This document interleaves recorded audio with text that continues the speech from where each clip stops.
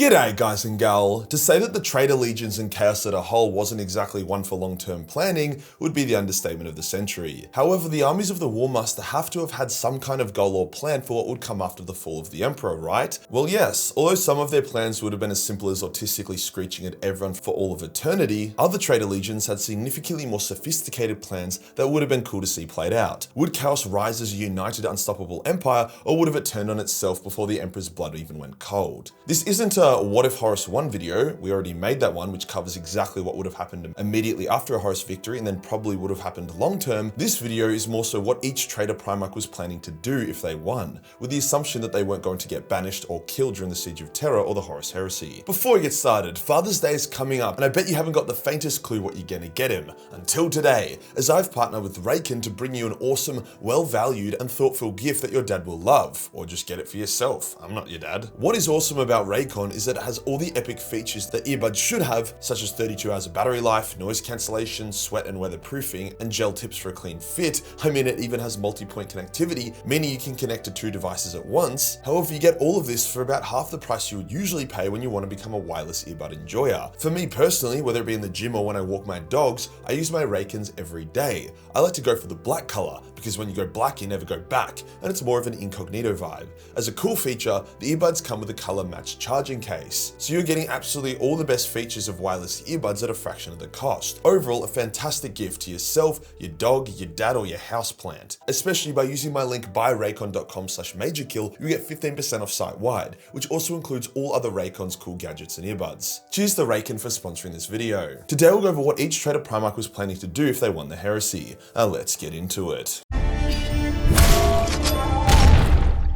Going to chronological order of Primarch, we can start with Fulgrim. Fulgrim literally gave zero fucks about the Heresy. He initially joined it out of love for Horus and his mind being twisted by the Leia Blade, but then he only stayed in it because he wanted to become a demon Primarch and needed Perturabo's help. As soon as he got what he wanted, he pretty much ditched, only helping Horus with the Battle of Molech. He hid in the webway, jerking off and having orgies, happy to abandon his legion and literally declaring that he gave zero fucks about the outcome of the Heresy. The only thing that brought him back was Lorgar literally binding him and dragging him back kicking and screaming. As soon as the Siege of Terror became unfun, he more or less abandoned it as well. We actually get to see Fulgrim's plan play out, as it was the same regardless of the Heresy's outcome. Go to the pleasure planet and literally fuck himself for all of eternity. I respect it. Perturabo, on the other hand, was a lot more sophisticated. Perty treated the Horus Heresy like a legion war. He abhorred the use of demons or the warp and relied on the strength of iron and will. His initial plan was to outmaneuver the loyalists and force them to surrender, sparing the lives of the Emperor and his loyalist brothers and making Horus the new Emperor. As the Heresy got nastier, this naive plan began to fade,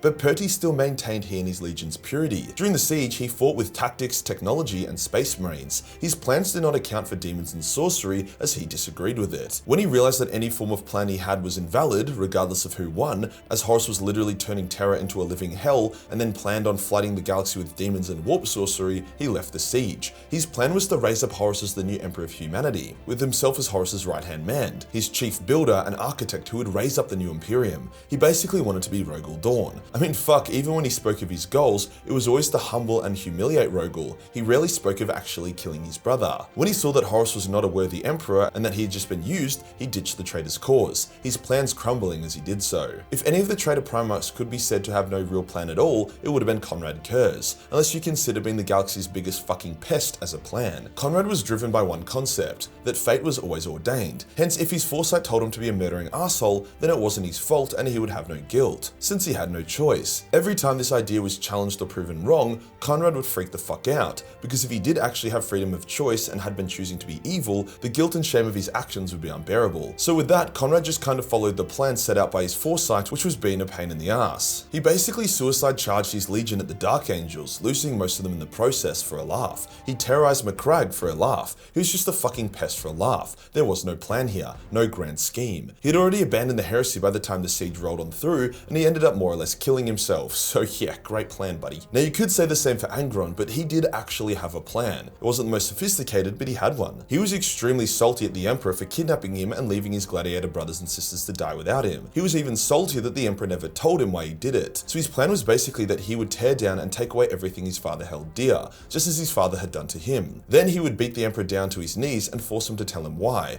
he took Angron, why he didn't didn't send his forces down to save his people, why he treated the other Primarchs with respect and allowed them to have their empires and father figures when Angron was treated like the slave he had always been. Then when the Emperor finally confessed, Angron would tear him apart. As for what would come after, Angron hadn't really thought about it. He cared little for the Empire or Horus or the Imperium or ruling. Likely he would have just joined in on the orgy of destruction, attacking the remaining loyalist forces scattered throughout the galaxy, or maybe even just attacking the other traitor legions. After the Emperor was dead, there was no plan for Angron. I mean, if he remained immortal, I assume his plan would have been similar to Conrad's, that being suicide. Now on to someone that did actually have a bit of a plan. Unlike most of his brothers, Mortarion didn't go completely insane. The Death Guard were one of the most coherent and unified of the legions, and were extremely effective during the Siege of Terra. Horus actually made Mortarion the commander when he wanted to transition from the Legion Wars to unleashing chaos, a move that made Perturabo ditch the siege. Mortarion knew that once the Emperor fell, the traitor legions would turn on each other, so he deliberately held his legion back from the final push, allowing the World Eaters, Sons of Horus, and elements from the other traitor legions to lead the charge. He knew that the traitors would pay dearly for finally defeating the Emperor.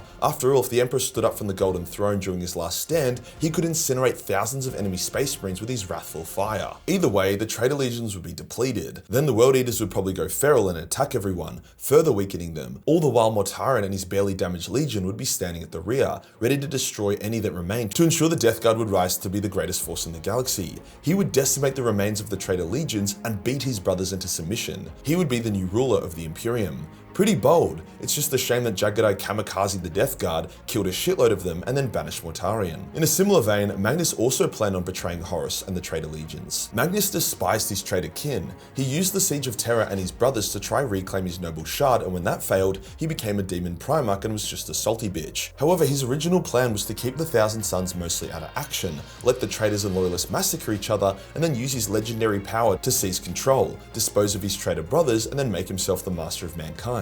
Magnus believed that there was no one better for the role than he. Prospero was literally a paradise of his making.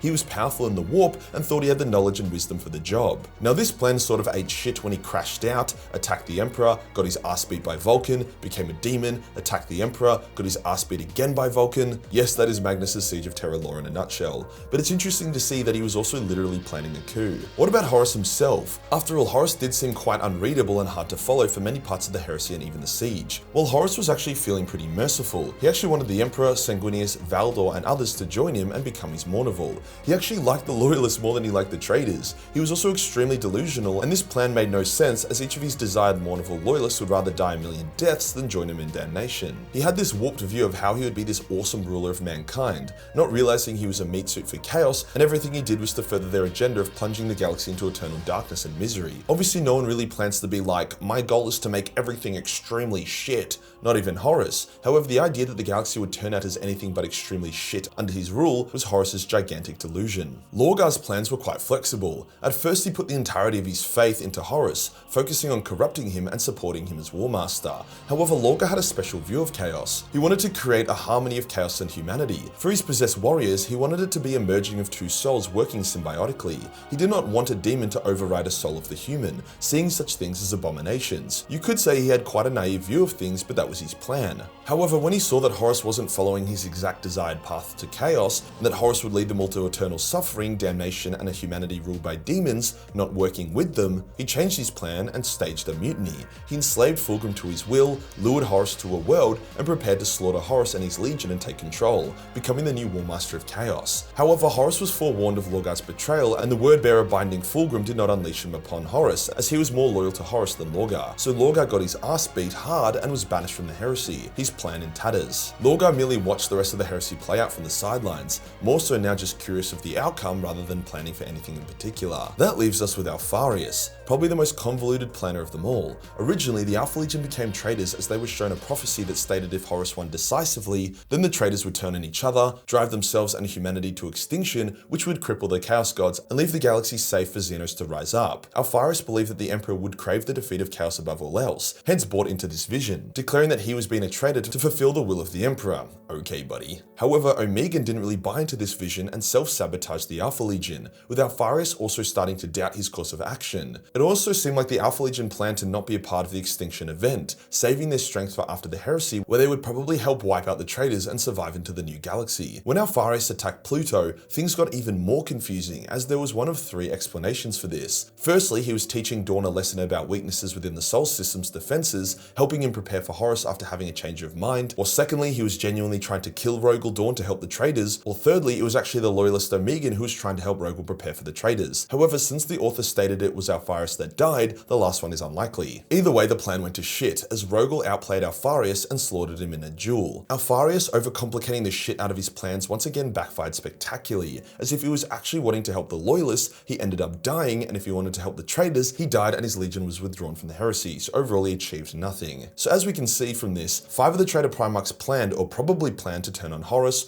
2 of them had no plan and just did whatever they wanted, leaving literally only Perturabo as the only traitor Primarch who was going to remain solid and loyal to Horus until Horus fucked him over, and kinda betrayed him instead. So Horus was pretty fucked. Not that it would have mattered. If he actually did manage to kill the Emperor, then the Talisman of 7 Hammers would have activated, creating a destructive force so great it would have killed all of the Death Guard, World Eaters, Thousand Sons, Emperor's Children, and Sons of Horus, as well as Horus himself, leaving only the Iron Warriors, Wordbearers, and Night Lords still alive but with wounded legions. Pretty easy pickings for the vengeful Guilliman and the Lion. Horus was fucked. From when the first shot of the siege rang out, he just didn't realize how fucked he truly was. If you enjoyed the video and you want to support the channel, then pick up the Fallen Angel of Blood. This is the last 12 hours before the sale ends. We've already capped the final numbers, so by the time you see this, they may have already sold out. Hit the subscribe button and hit the subscribe button for more traitorous content. Join the score for more memes and I'll see you in the next one.